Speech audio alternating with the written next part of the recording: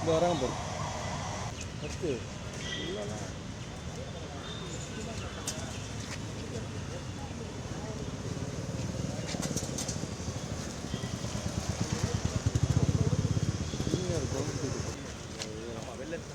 இவர் தான்ப்பா வண்டிகள் எவரு சொல்லு வேலை வாசனை ஓட வேணாம் வாசனை வாச இப்போ கூட வணங்க போடுவியா வணக்க வச்சுருக்கிறேன்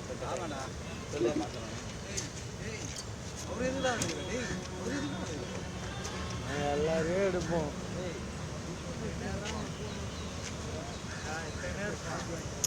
நிற்காம ஓடும் சந்திர டக்குன்னு ஏடுறா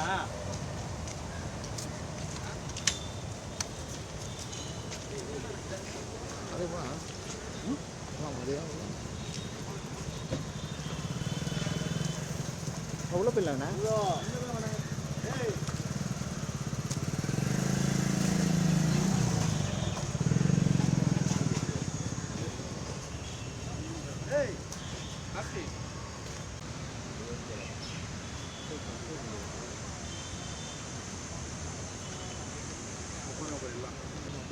உள்ள அங்கே போகக்கூடாதுண்ணா போகக்கூடாது அன்றைக்கே போக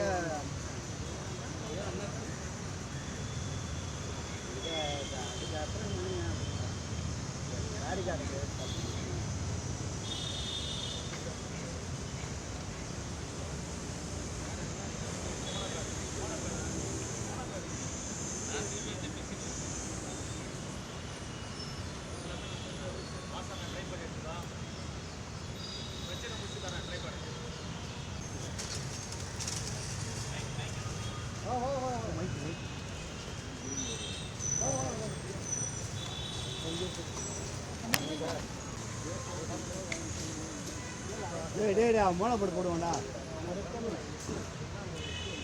இல்லை நோக்கி நோக்கிக்கிறாங்க இல்லை இல்லை நீ அவன் பக்கத்துல தான்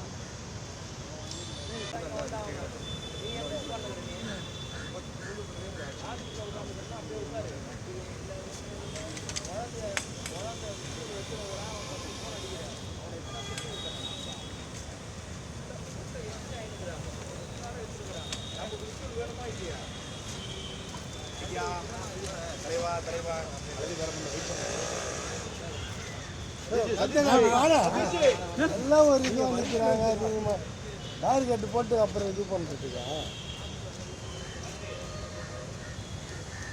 அவங்க 2 பேருமா இல்லைண்ணா எல்லாரும் வச்சுட்டு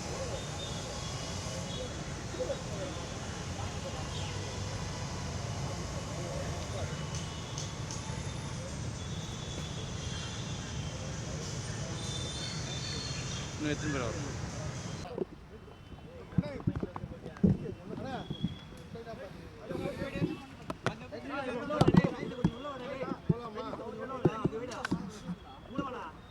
ஒன்று கீழே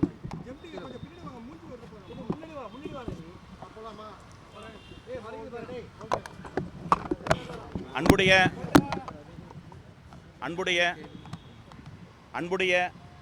ஊடகங்கள் அனைவருக்கும் வணக்கத்தை தெரிவித்துக் கொண்டு ஐபிடிஎஸ் என்ற பொலிட்டிக்கல் ஸ்ட்ராட்டஜி நிறுவனத்தை கிட்டத்தட்ட பல வருடங்களாக நடத்தி கொண்டிருக்கிறேன். அது ஒரு பொலிட்டிக்கல் ஸ்ட்ராட்டஜி நிறுவனம். இன்றைக்கு எனக்கு மிகப்பெரிய ஒரு அநீதி நடைபெற்று கொண்டிருக்கிறது. சட்டப்போராட்டத்தில் நான் ஈடுபட்டு கொண்டிருக்கிறேன். இன்றைக்கு இந்த குதிரை பேரத்திற்கும் எனக்கும் என்ன சம்பந்தம் என்பது நான் வாய் திறந்து பேசுகிறேன்னு சொன்னேன். பேசாமல் இருக்க மாட்டேன். நாவுக்கரசு கண்டிப்பாக பேசுவேன். எனக்கு அநீதி இழைக்கப்பட்டிருக்கிற அது ஒரு நாள் பேசணும்னு சொல்லியிருக்கேன். சமூக வலைதளங்களில் பல்வேறு விதமான கருத்துக்களை, பொய்யான கருத்துக்களை மக்களிடம் கொண்டு செல்கிறாங்க. அந்த செய்திகளுக்கெல்லாம் விளக்கம் நான் கொடுக்குறேன். இப்போ ரிலாக்ஸேஷன் பெட்டிஷன் அடுத்து போடணும், எஃப்ஐஆர் மேலே குவாஷ் பெட்டிஷன் போடணும், அடுத்து வழக்கு இருக்குது. 2 மாதம் கழித்து இந்த வழக்கிற்கும் எனக்கும் என்ன சம்பந்தம், என் நிறுவனத்திற்கும் என்ன சம்பந்தம் அப்படின்ற விஷயங்களை மனந்திருந்து பேசுகிறேன். அது வரையும் இந்த சமூக வலைதளங்களில் ஒரு பொய்யான செய்தி பரப்புவதே நிறுத்திங்க. அதுக்கு மேலே என்ன ஐபிடிஎஸ் நிறுவனத்தை பற்றியும் மற்றும் இந்த அவதூறான விஷயங்களை பரப்புனீங்கன்னா நிச்சயமாக அவதூறு வழக்கு தொடுப்பேன். கொஞ்சம் பொறுமை நிதானத்தை இருங்க.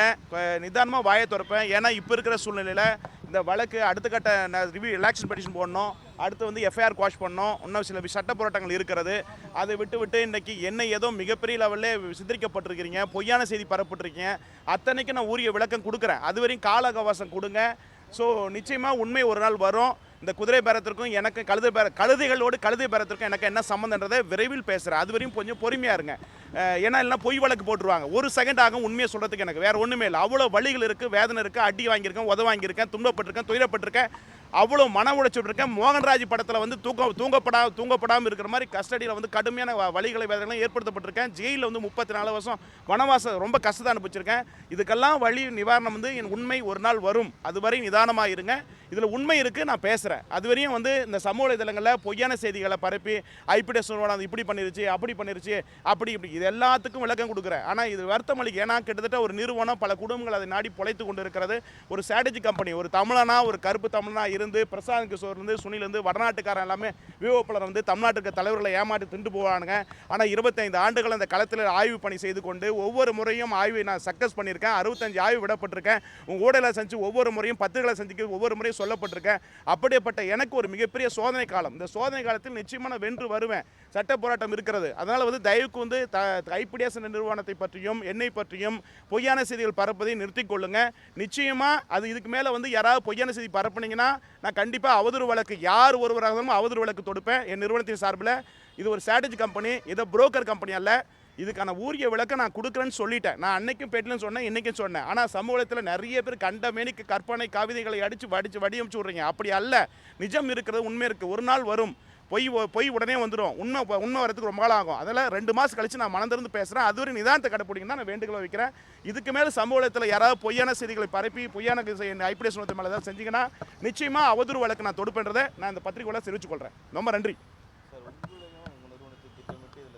ரொம்ப சங்கடமாக இருக்குது. ஏன்னா போன 6 மாதங்கள் எலெக்ஷனுக்கு முன்னாடி ஜான் ஆர்கெஸ்ட்ராமோட எவ்வளோ முறை தொடர்பு கொண்டு பேசினேன், விஜய் அவரோட எவ்வளோ முறை தொடர்பு கொண்டு பேசினேன், இதே ஆதவர்ஜனா வாய்ஸ் ஆஃப் காமனில் எவ்வளோ முறை பேசினேன். நிறைய விஷயங்கள் உண்மைகள் பேச வேண்டிய காலம் இருக்கிறது. கட்டாயம் பேசுவேன். 6 மாதம் வந்து விஜய்க்காக நான் வந்து வேலை பார்த்தேன். விஜய் முதலமைச்சர் சொன்னதே நான் தான், டேட்டாஸ் கொடுத்து நான் தான். நிறைய உண்மைகள் இருக்குது. நிதானமாக இருங்க, நான் பேசுகிறேன். இப்போ வந்து என்னென்னா அதுக்கு முன்னாடியே நீங்களே கற்பனை கதையெல்லாம் எழுத வேண்டாம். சமூக வலைத்தளத்தில் அவ்வளோ எழுதுறீங்க. இந்த குமுத ரிப்போர்ட்டில் பார்க்குறேன், என்னென்னவோ எழுதுறீங்க. அதெல்லாம் சம்மந்தமே இல்லை. இது விஷயமே வேறு. நான் சொல்கிறேன், ஆனால் இப்போ வேண்டான்னு பார்க்குறேன். வேறு ஒன்றும் இல்லை. கண்டிப்பாக 100% நான் பேசுவேன். இப்போ ரிலாக்ஸேஷன் பெட்டிஷன் போடணும், அதுக்கடுத்து வந்து எஃப்ஐஆர் குவாஷ் பண்ணணும், இன்னும் நிறையா சட்டவிதான விஷயங்கள் முன்னெடுக்கணும். அதெல்லாம் முன்னெடுத்து எல்லாம் முடித்த பிறகு முழுமையாக இந்த வழக்கு தள்ளுபடியாகிற போது நிச்சயமாக உங்களை சந்தித்து நான் பேசுவேன். எனக்கு ஏற்பட்ட அநீதியை மக்களிடம் கொண்டு செல்வேன். ஐபிடிஎஸ் நிறுவனம் ஒரு கருப்பு தமிழனா சாதாரண விவசாய குடும்பத்தில் பிறந்து உருவாக்கி வளர்ந்தப்பட்ட இயக்கம். எனக்கு மிகப்பெரிய இன்றைக்கி ஒரு சர்க்கிள். அந்த சர்க்கிளில் மீண்டும் வெளியே வருவேன். உண்மை இருக்குது. எனக்கு விட்டப்பட அநீதி நிச்சயமாக ஒரு நாள் பேசுவேன். அதுக்கு முன்னாடி சமூக வலைதளங்களில் பல்வேறு கருத்துக்கள், பொய்யான கருத்துக்கள், அதுதான் வருத்தம் அளிக்குது, வேதனை அளிக்குது. எனக்கும் குடும்பம் இருக்குது, தொழில் இருக்குது. அந்த நிறுவனத்துக்குள் பல பேர் வேலை செய்கிறாங்க. அப்படி இருக்கிற போது ஒரு ஸ்ட்ராட்டஜி கம்பெனி நிறுவனத்தை அவங்க இஷ்டத்துக்கு வந்து இப்படி போயிட்டாங்க, அப்படி போயிட்டாங்க, எல்லாத்துக்கும் நான் விளக்கம் தரேன். ஏன்னா நீதிமன்றத்தில் அந்த கண்டிப்பாக அந்த வழக்கில் வெற்றி பெறும். வெற்றி பெற்று ஒரு நாள் கண்டிப்பாக என்ன நடந்தது, இதுக்கும் எனக்கும் என்ன உறவு, நான் எம்எல்ஏடம் என்ன பேசினேன், எம்எல்ஏ என்னிடம் என்ன பேசினாங்க, அதுக்கடுத்து இந்த வழக்கில் உள்ள 16 பேருக்கும் எனக்கும் என்ன சம்மந்தம், எல்லா விஷயத்தையும் நான் பேசுவேன். ஆனால் இப்போ பேச விரும்பலை. அதனால் நீங்கள் பாட்டு கற்பனையில் இந்த யூடியூப்பில் சமூகத்தில் நிறைய அள்ளி விடுறீங்க. அள்ளி விட வேண்டாம். திரைக்கதை வசனம் டைரக்ஷன்லாம் முடிக்க வேண்டாம். உண்மை இருக்கிறது. எனக்கு விட்டது அநீதி. ஒரு நாள் நிச்சயம் வெல்லும். தர்மம் வெல்வதற்கு சில காலங்கள் ஆகும். அதுவரை பொறுமையாக கடைப்பிடிங்க. ஒரு ஸ்ட்ராட்டஜி நிறுவனத்தை, ஒரு கம்பெனியை இத்தனை 5 ஆண்டுகளாக 25 ஆண்டுகள் சர்வேல அனுபவம் பெற்ற என்ன மிகப்பெரிய லெவலில் விமர்சனத்துக்கு உட்படுத்திருக்கீங்க. அது வருத்தம் அளிக்கிறது. என் குடும்பத்தை பாலும் வருத்தம் அளிக்கிறது. ஆகவே பொறுமையை கடைப்பிடிங்க. நிச்சயம் ஒரு நாள் சட்டம் நீதியும் நம்புகிறேன் வெல்லும்.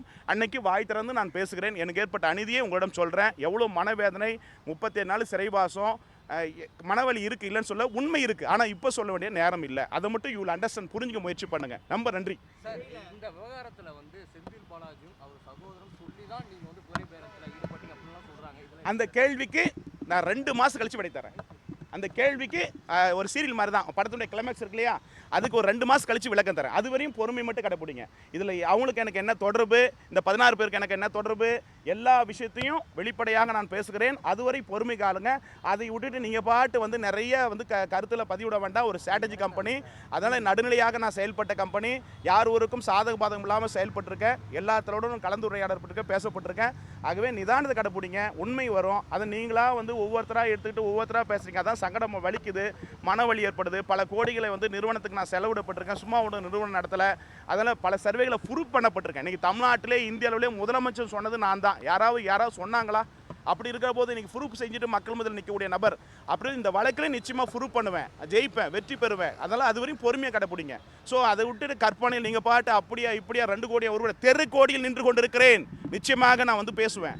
தெருக்கோடின்னு இருக்கேன், கோடியும் வாங்கலை அதையும் வாங்கலை, தெருக்கோடின்னு இருக்கேன், பேசுகிறேன். அது வரையும் கொஞ்சம் அவகாசம் கொடுங்க. வேற ஒன்றும் நான் கேட்கல, வலிக்குது. நன்றி நன்றி நன்றி நன்றி. 14 பேர் உங்களை தவிர மீதி இருக்க 13 பேருக்கு உங்களுக்கு என்ன தொடர்பு அவங்க பார்த்துக்கிறீங்க? இல்லை அதை பற்றிய விளக்கங்கள் கண்டிப்பாக நான் ஒவ்வொரு ஸ்டெப்பும் நான் விளக்கம் கொடுக்குறேன். இப்போ வேண்டாம், நிச்சயமாக விளக்கு கொடுப்பேன். அதோடய பொறுமையாக மட்டும் கடைப்பிடிங்க. பொய்யன் செய்ய மட்டும் புறப்பட்டான் நான் பேசுகிறேன், நான் கட்டாயம் பேசுகிறேன். அதுக்காக தான் வெயிட்டிங், வேற ஒன்றும் இல்லை. ஏன்னா சட்டம் நீதிமன்றத்தினுடைய வேலை இருப்பதனால கட்டாயம் இருக்குது, கட்டாயம் உண்மை இருக்குது, அநீதி இருக்குது. நான் அதை பற்றி பேசுகிறேன். அதுவரை என் தயவு கூர்ந்து இருகரம் கூப்பி, நான் தமிழன், விவசாய குடும்பத்தை சேர்ந்து வந்தவன், அநீதிக்கும் துரோகத்திற்கும் யார் ஒரு ஏமாற்றத்துக்கும் செல்லக்கூடிய நபர் கிடையாது. நாவுக்கரசன பேர் இன்னைக்கு வரையும் கடைப்பிடிச்சிட்டு இருக்கேன். 25 ஆண்டுகளாக ஊடகவியலாளர்கள் என்னை உலகத்துக்கு வெளிச்சம் போட்டு காட்டியிருக்கீங்க. இது எனக்கு ஒரு மிகப்பெரிய சவால் சறுக்கலான நேரம். இதில் மீண்டும் எழுந்து மறுபடியும் வந்து ஊடகவியலை சந்திப்பேன், எல்லாம் இது பண்ணுவேன். இந்த நீதிமன்றத்தினுடைய வடிவமைப்பெல்லாம் முடிஞ்ச பிறகு முழுமையாக என்னென்ன தொடர்பு, என்னென்ன விஷயம், எல்லா விஷயமும் டேட்டாவாக புள்ளி விவரமாக தரவுகளோடு நான் பேசக்கூடிய நபர். அதனால் ஆதரவோடு பேசுகிறேன். இவர் சொன்ன அத்தனை கேள்விக்கும் விடை இருக்கிறது. இப்போது விடை இல்லை, அதுக்கு மட்டும் பண்ணீங்க, நிச்சயமாக விடை கொடுக்குறேன். ஸோ அது வரையும் பொறுமை மட்டும் கடைப்பிடிங்க. தவறான செய்திகளை தயவு செஞ்சு பரப்பாதீங்க. ரொம்ப நான் தாழ்மையோட நன்றியோட கேட்டுக்கொள்ளேன். நன்றி. சரியா? கொஞ்சம் அவசியம். அவன் யூடியூப்ல என்னையா பேசு கொஞ்சம் நான் எனக்கு கொஞ்சம் பிரீத்திங் முடிச்சோன்னா நான் பேச போகிறேன். நான் ஒரு பிரீத் போகிறேன். எவ்வளோ கண்டென்ட் அவன் தெருப்போட்டு அவன் கஷ்டப்பட்டதா. இப்போ நான் நடந்தானே போகிறேன், கார்லேயே வரேன். கொஞ்சம் இதாக இருக்கணும். உண்மை ஒரு நாள் வரும். அதை விட்டு நீங்களே அடிச்சு அவன் பாட்டு யூடியூப்ல கண்ட மணிக்கு அடிச்சு விட்றான். நன்றி பதா, நன்றி.